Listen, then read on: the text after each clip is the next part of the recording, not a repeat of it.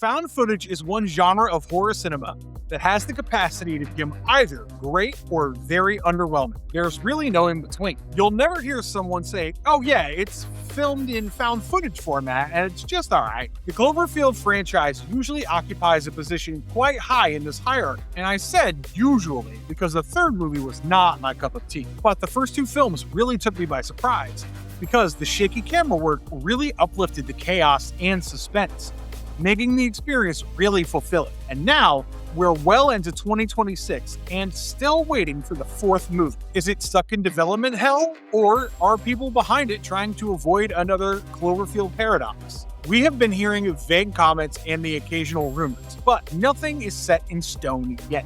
And that raises a really logical question. Is it worth holding on to hope? If you've been wondering the same, allow me to break down everything we know about Cloverfield 4 so far, including some pretty wild fan theories.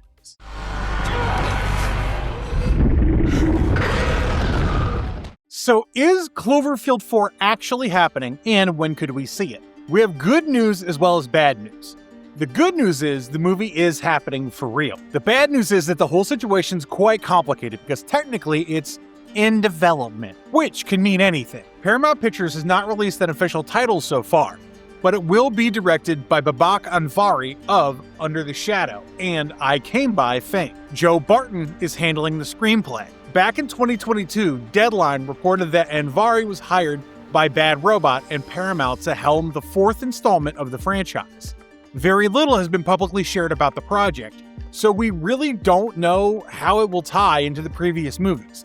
But this is actually the only time Paramount has explicitly described a project as a sequel to Cloverfield. There's a lot of speculation about the second and third films, because they're not exactly directly connected to the first. And we'll get to that topic shortly as well. We also have no details about when the movie will be released or even what stage of production it's currently at. Everyone who's attached to the project has suggested that the film is moving ahead, slowly but surely. I honestly will not be too surprised if the real marketing for the film lands like 3 weeks before it hits theaters, because the original movie was also marketed in a very strange but successful manner. Who's steering the ship this time? As I mentioned, Babak Anvari will be directing the script written by Joe Barton, who also wrote The Ritual. Now, Anvari might not have a whole lot of credits to his name yet, but I have seen his work and I think he's the right person to give this movie the depth it needs. He's not a flashy director, his work is precise and intentional, and not focused solely on jump scares or extremely dramatic moments. In case you're not familiar with Anvari yet, I definitely recommend watching Under the Shadow.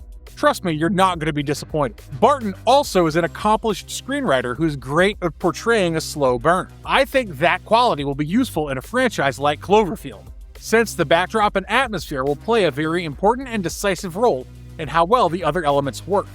J.J. Abrams is also involved with this project as a producer, alongside Hannah Minghella and Joe Cohen. And what makes me even more optimistic about Cloverfield 4 is the fact that Matt Reeves himself is an executive producer, along with Drew Goddard, the screenwriter of the first movie. The presence of these two people has made fans think that the upcoming release will be much closer to the original Cloverfield.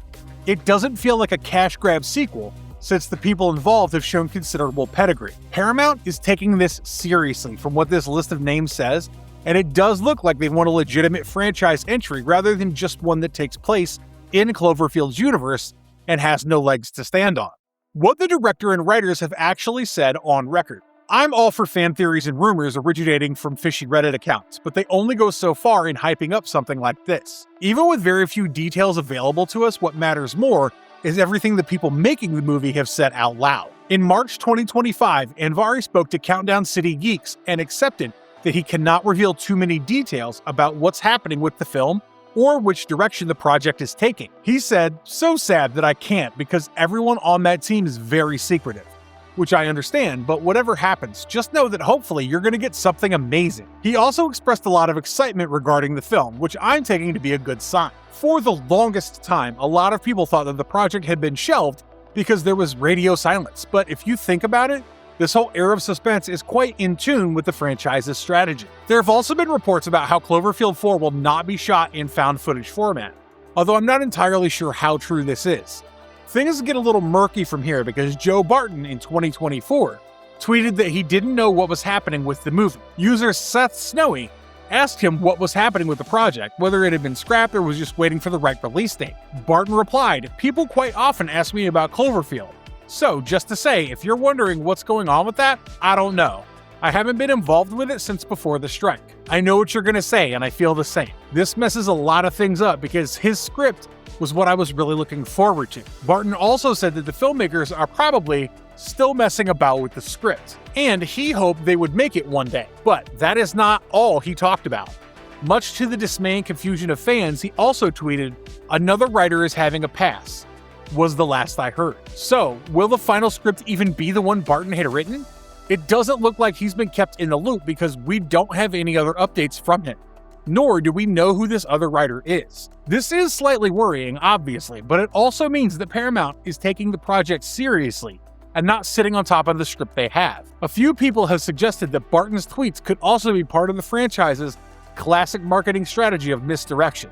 But I think he was being honest. Ultimately, if the movie is good, then it doesn't matter which script they use. But considering so little is being made public, you can't really blame fans for thinking the worst, right? A messy journey, how Cloverfield 4's development has unfolded.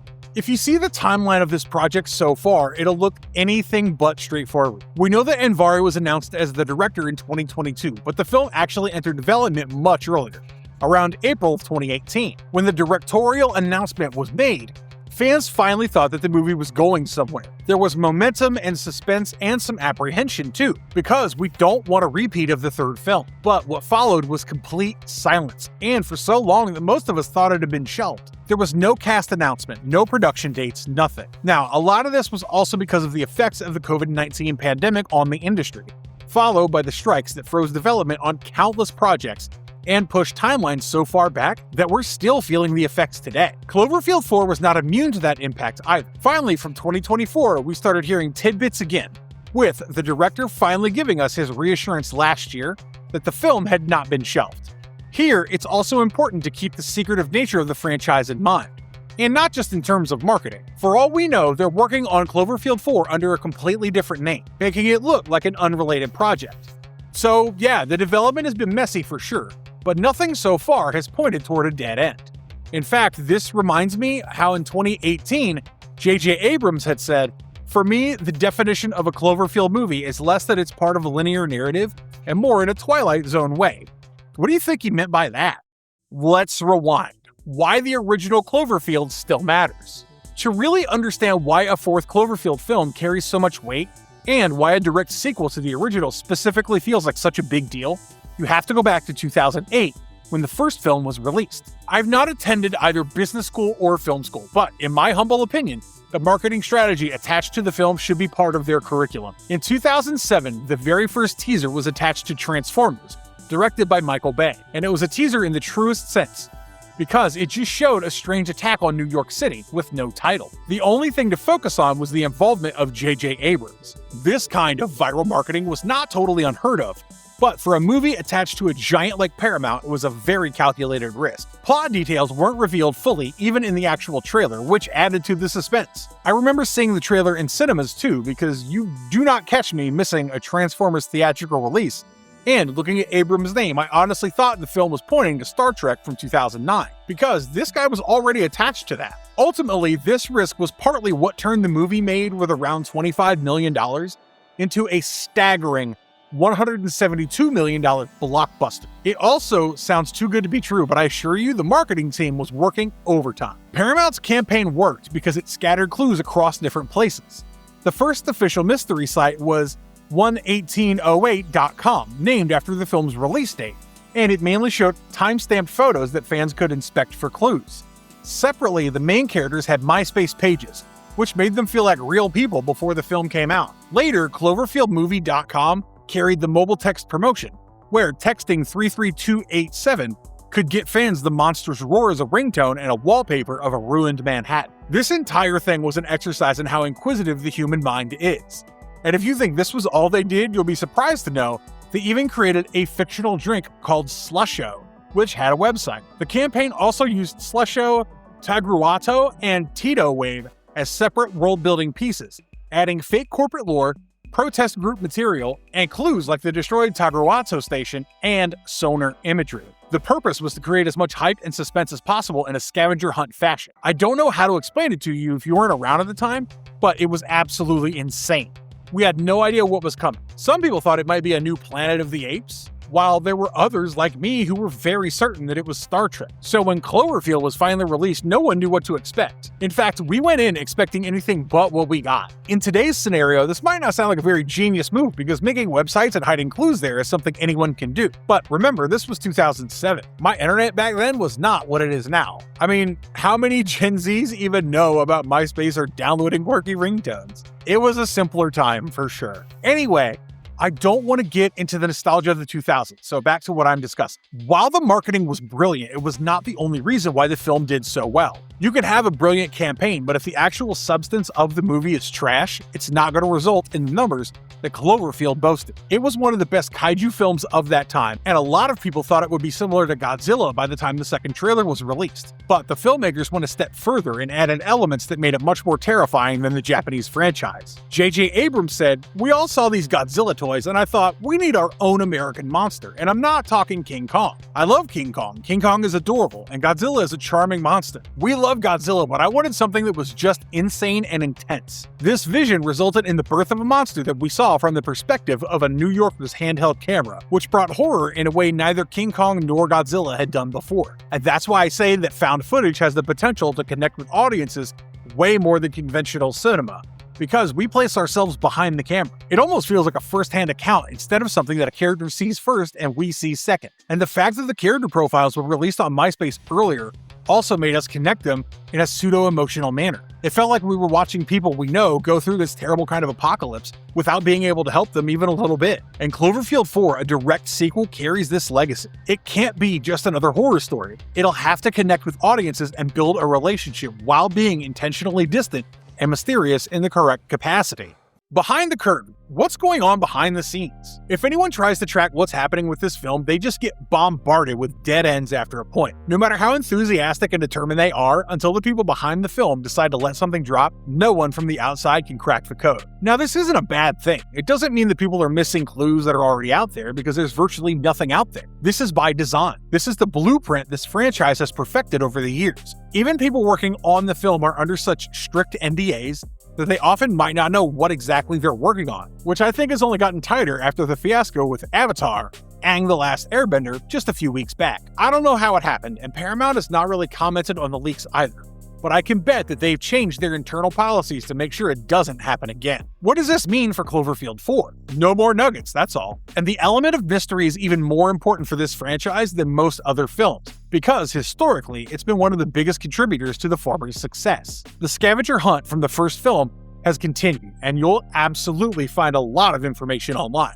For example, I remember reading that Babak and Vari had apparently confirmed that this one will not be shot in found footage style. But I don't know if I can trust anything that doesn't come directly from the people involved. The line between confirmed fact and fan theory is blurrier than most people acknowledge. So I'm also not trying to sell you theories here with the trust me bro seasoning. We do not know what's happening. And if we believe his words, even Joe Barton doesn't. It's in development and no one knows which stage exactly. Maybe they really have hired another writer, which can indicate that the story's undergoing revision. Maybe they've already started filming, or maybe they're still thinking about who to cast. It's frustrating to wait this long, but this is quintessential Cloverfield DNA.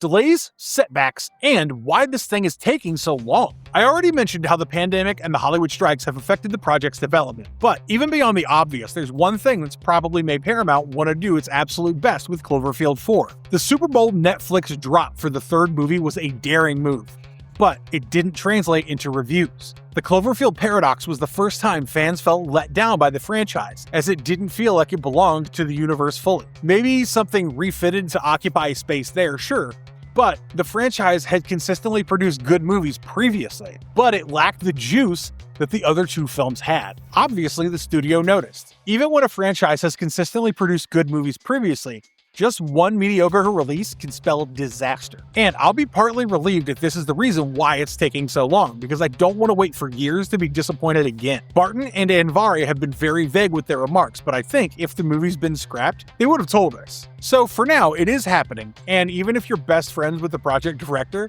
I highly doubt that you'll know anything beyond that. Honestly, I think the project's too valuable to abandon, especially when it's been under development for so long. But at the same time, it's not quite at a place where Paramount could finally give us some crumbs. If being a movie buff has taught me anything, this is not the bad sign most people think it is.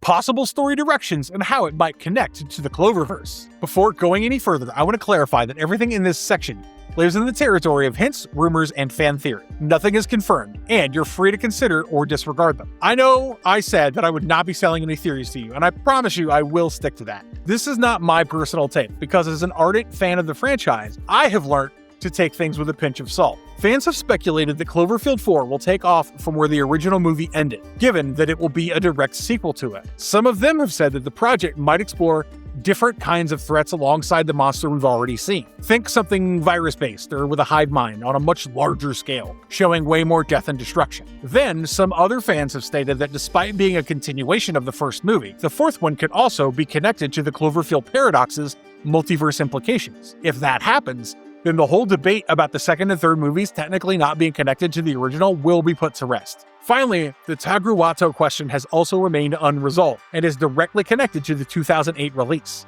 Exploring the corporation's goals can explain why the monster was unleashed in the first place and bring a corporate greed angle to the new project. Again, all of this is speculation, but the expectations around Cloverfield 4 are leaning heavily on it being the connective tissue that resolves all the unanswered questions from the other three movies. So if we imagine for a second that this is indeed the way the filmmakers are thinking too, then it really does make sense for the development to be so long drawn out.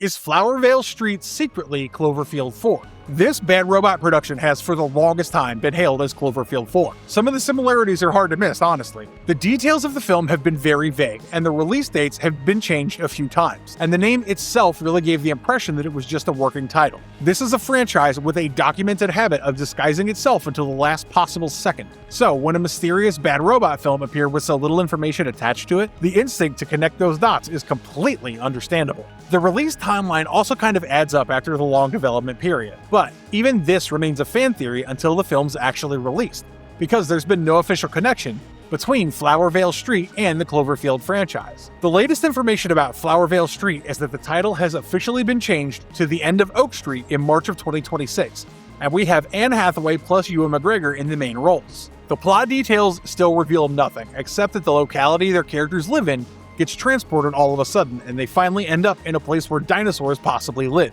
Whether these are actually dinosaurs, we don't know. And in case the connection to Cloverfield happens to be true, we might even see a version of the monster from the first film here. The release date, as I mentioned, has also been postponed from mid-May to August 14th, 2026. What this debate has shown is something worth appreciating about Cloverfield.